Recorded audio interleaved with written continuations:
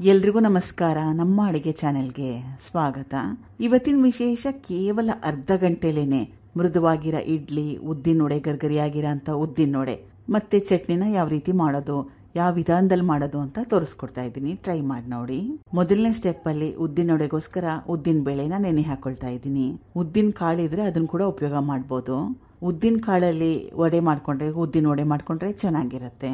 1/4 kg ಅಷ್ಟು ಉದ್ದಿನ ಬೇಳೆನ ಉಪಯೋಗ ಮಾಡ್ತಾ ಇದ್ದೀನಿ. ಸುಮಾರು ಒಂದು 10 ಉದ್ದಿನ ವಡೆಗಳನ್ನ ಮಾಡ್ಕೋಬಹುದು. ಉದ್ದಿನ ಬೇಳೆನ ಚೆನ್ನಾಗಿ ತೊಳಿಬೇಕು.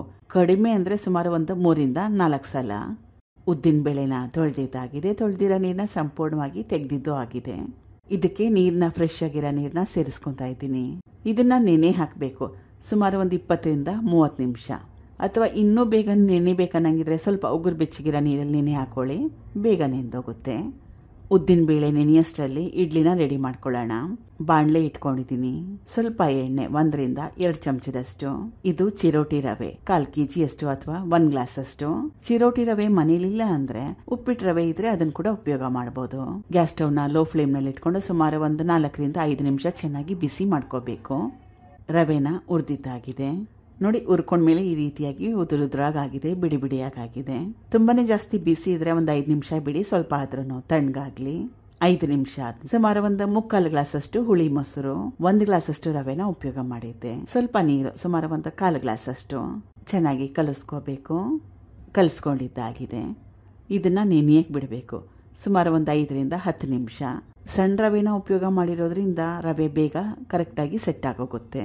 ಸುಮಾರು ಒಂದು 7 ರಿಂದ 8 ನಿಮಿಷ ಆದಮೇಲೆ, ಜಾಸ್ತಿ ಏನು ಗಟ್ಟಿ ಬಂದಿಲ್ಲ, ತೋರಿಸ್ತಾ ಇರೋದು ಪರ್ಫೆಕ್ಟ್ ಆಗಿರೋ ಕನ್ಸಿಸ್ಟೆನ್ಸಿ. ಇದೇ ಕನ್ಸಿಸ್ಟೆನ್ಸಿಯಲ್ಲಿ ಕಲಿಸ್ಕೊಳ್ಳಿ. ಚೆನ್ನಾಗಿ 1-2 ನಿಮಿಷ ಕಲಿಸ್ಕೊಂಡ್ಬಿಡ್ಬೇಕು, ಸ್ವಲ್ಪ ಹಗುರ ಆಗೋ ಥರ. ರುಚಿಗೆ ತಕ್ಕಷ್ಟು ಉಪ್ಪು. ಇದು ಈನೋ ಪೌಡರ್ ಎಲ್ಲ ಅಂಗಡಿಗಳಲ್ಲೂ ಮೆಡಿಕಲ್ ಸ್ಟೋರಲ್ಲಿ ಸುಲಭವಾಗಿ ಸಿಗುತ್ತೆ.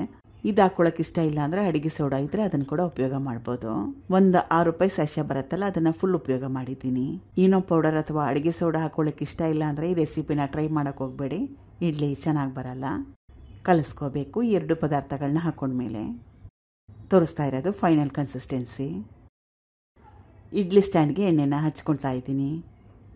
ಸ್ಟೀಮ್ ಮಾಡ್ಕೋಬೇಕು 10 ನಿಮಿಷ ಹೈ ಫ್ಲೇಮ್ನಲ್ಲಿ. ಈಗ ಉದ್ದಿನಬೇಳೆ ಚೆನ್ನಾಗಿ ನೆಂದಿದೆ, ರುಬ್ಕೋಬೇಕು. ನೆನೆ ಹಾಕಿರ್ತೀವಲ್ಲ ನೀರು, ಅದನ್ನು ಸಂಪೂರ್ಣವಾಗಿ ತೆಗೆದುಬಿಡಬೇಕು. ರುಚಿಗೆ ತಕ್ಕಷ್ಟು ಉಪ್ಪು. ಚೆನ್ನಾಗಿ ನುಣ್ಣಗೆ ರುಬ್ಕೋಬೇಕು. ರುಬ್ಲಿಕ್ಕೆ ಏನಾದರೂ ಕಷ್ಟ ಆದರೆ 1 ರಿಂದ 2 ಚಮಚದಷ್ಟು ನೀರನ್ನ ಸೇರಿಸ್ಕೋಬೋದು. ರುಬ್ಬಿದ್ದಾಗಿದೆ. ಬೇರೆ ಪಾತ್ರೆಗೆ ಸೇರಿಸ್ಕೊತಾ ಇದ್ದೀನಿ. 1 ರಿಂದ 2 ಚಮಚದಷ್ಟು ಅಕ್ಕಿ ಹಿಟ್ಟು. ಸ್ವಲ್ಪ ಅಕ್ಕಿ ಹಿಟ್ಟು ಹಾಕೊಳ್ಳೋದ್ರಿಂದ ಉದ್ದಿನ ವಡೆ ಕ್ರಿಸ್ಪಿಯಾಗಿ ಗರ್ಗರಿಯಾಗಿ ಬರುತ್ತೆ. ಎಣ್ಣೆ ಕೂಡ ಜಾಸ್ತಿ ಇರಲ್ಲ. ಚೆನ್ನಾಗಿ ಕಲಿಸ್ಕೋಬೇಕು. ಹಿಟ್ಟು ಹಗುರ ಆಗಬೇಕು, ಅಲ್ಲಿವರೆಗೂ ಚೆನ್ನಾಗಿ ಕಲಿಸ್ಕೋಬೇಕು. ಸ್ಪೂನಲ್ಲಿ ಕಲಿಸ್ಲಿಕ್ಕೆ ಕಷ್ಟ ಆಗ್ತಾಯಿತ್ತು, ಅದಕ್ಕೋಸ್ಕರ ಕೈಯಿಂದ ಕಲಿಸ್ಕೊಳ್ತಾ ಇದ್ದೀನಿ. ಕಲಿಸ್ಕೊಂಡಿದ್ದಾಗಿದೆ ನೋಡಿ. ಈ ರೀತಿಯಾಗಿ ಹಗುರ ಆಗಬೇಕು. ಒಂದು ಪಾತ್ರೆಯಲ್ಲಿ ನೀರು ತೊಗೊಂಡು ಅದ್ರ ಮೇಲೆ ಸ್ವಲ್ಪ ಹಿಟ್ಟು ಹಾಕ್ಕೊಂಡ್ರೆ ಹಿಟ್ಟು ತೇಲ್ಬೇಕು. ಇದೇ ರೀತಿಯಾಗಿ ಬೇರೆ ಪದಾರ್ಥಗಳನ್ನ ಸೇರಿಸ್ಕೊಳ್ಳೋಣ. ಕರಿಬೇವಿನ ಎಲೆ ಸುಮಾರು ಒಂದು 7 ರಿಂದ 8 ಎಲೆಯಷ್ಟು ಮುರಿದು ಸೇರಿಸ್ಕೊಂಡ್ರೆ ಒಳ್ಳೆಯದು, ಫ್ಲೇವರ್ ಚೆನ್ನಾಗಿರುತ್ತೆ. ಹಸಿರು ಮೆಣಸಿನ್ಕಾಯಿ, ಕೊತ್ತಂಬರಿ ಸೊಪ್ಪು. ಇದಕ್ಕೆ ನಿಮ್ಗೆ ಇಷ್ಟ ಇದ್ದರೆ ಕೊಟ್ಟಿಟ್ಕೊಂಡಿರೋ ಕಾಳು ಮೆಣಸು, ಕಾಯಿ ಚೂರುಗಳನ್ನೆಲ್ಲ ಸೇರಿಸ್ಕೋಬೋದು ಇಷ್ಟ ಇದ್ದರೆ. ಮತ್ತೊಮ್ಮೆ ಚೆನ್ನಾಗಿ ಕಲಿಸ್ಕೋಬೇಕು.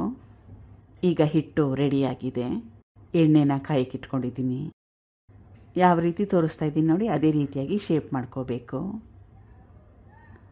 ಚೆನ್ನಾಗಿ ಒಂದು ಒಳ್ಳೆ ಬಣ್ಣ ಬರಬೇಕು, ಅಲ್ಲಿವರೆಗೂ ಚೆನ್ನಾಗಿ ಫ್ರೈ ಮಾಡ್ಕೋಬೇಕು, ಕರಿಬೇಕು. ಈಗ ಇದಾಗಿದೆ. ಈ ರೀತಿಯಾಗಿ ಒಳ್ಳೆ ಬಣ್ಣ ಬರಬೇಕು. ಉದ್ದಿನೊಡೆ ರೆಡಿ ಆಯಿತು. ಮುಂದಿನ ರೆಸಿಪಿ ಚಟ್ನಿದು. ಹುರ್ಗಡ್ಲೆ ಸುಮಾರು ಒಂದು 50 ಗ್ರಾಮ್ಸ್ ಅಷ್ಟು ಅಥವಾ 1 ಬಟ್ಲಷ್ಟು. ಕಾಯಿ ಚೂರುಗಳು 3/4 ಬಟ್ಲಷ್ಟು. ಹಸಿರು ಮೆಣಸಿನ್ಕಾಯಿ 2 ರಿಂದ 3. ಕರಿಬೇವಿನ ಎಲೆ ಸುಮಾರು ಒಂದು 3 ರಿಂದ 4 ಅಷ್ಟು. ಸ್ವಲ್ಪ ಹುಣಸೆ ಹಣ್ಣು. ರುಚಿಗೆ ತಕ್ಕಷ್ಟು ಉಪ್ಪು. ಹಸಿ ಶುಂಠಿ ಸ್ವಲ್ಪ. ನೀರನ್ನ ಹಾಕ್ಕೊಂಡು ರುಬ್ಕೋಬೇಕು. ಕೊತ್ತಂಬರಿ ಸೊಪ್ಪನ್ನ ಸೇರಿಸ್ಕೋಬೇಕು, ಆದರೆ ಕೊನೆಯಲ್ಲಿ ಹಾಕ್ಕೊಳ್ಳೋಣ. ರುಬ್ಕೊಂಡಿದ್ದಾಗಿದೆ. ಮೊದಲೇ ಹೇಳ್ದಂಗೆ ಕೊತ್ತಂಬರಿ ಸೊಪ್ಪನ್ನ ಕೊನೆಯಲ್ಲಿ ಹಾಕೊಳ್ಳೋದ್ರಿಂದ ಫ್ಲೇವರು ಚೆನ್ನಾಗಿರುತ್ತೆ, ನೋಡೋಕ್ಕೆ ಕೂಡ ಚೆನ್ನಾಗಿರುತ್ತೆ. ಕೊತ್ತಂಬರಿ ಸೊಪ್ಪನ್ನ ಹಾಕೊಂಡ್ಮೇಲೆ ಮತ್ತೊಮ್ಮೆ ಒಂದು 10 ಸೆಕೆಂಡ್ವರೆಗೂ ಮಿಕ್ಸಿ ಹಾಕ್ಕೊಂಡ್ರೆ ಸಾಕಾಗತ್ತೆ. ಈಗ ರುಚಿಕರವಾಗಿರೋ ನೀರು ಚಟ್ನಿ ಅಥವಾ ಹುರ್ಗಡ್ಲೆ ಚಟ್ನಿ ರೆಡಿಯಾಗಿದೆ. ಒಗ್ಗರಣೆ ಅವಶ್ಯಕತೆ ಏನಿಲ್ಲ, ಇಷ್ಟ ಇದ್ದರೆ ಹಾಕ್ಕೋಬೋದು. ಇಡ್ಲಿ ಕೂಡ ರೆಡಿಯಾಗಿದೆ. ರವೆಯಿಂದ ಇಡ್ಲಿ ಮಾಡ್ಕೊಳ್ಳೋದ್ರಿಂದ ಇಡ್ಲಿ ಕಲರ್, ಇಡ್ಲಿ ಬಣ್ಣ ಸ್ವಲ್ಪ ಕಡಿಮೆ ಇರುತ್ತೆ. ಟ್ರೈ ಮಾಡಿ ನೋಡಿ. ದೋಸೆ ಹಿಟ್ಟು, ಇಡ್ಲಿ ಹಿಟ್ಟು ಮನೇಲಿ ಇಲ್ಲದೆ ಇದ್ದಾಗ ಬೇಗ ಮಾಡ್ಕೋಬೋದು. Thank you for watching. ಧನ್ಯವಾದಗಳು.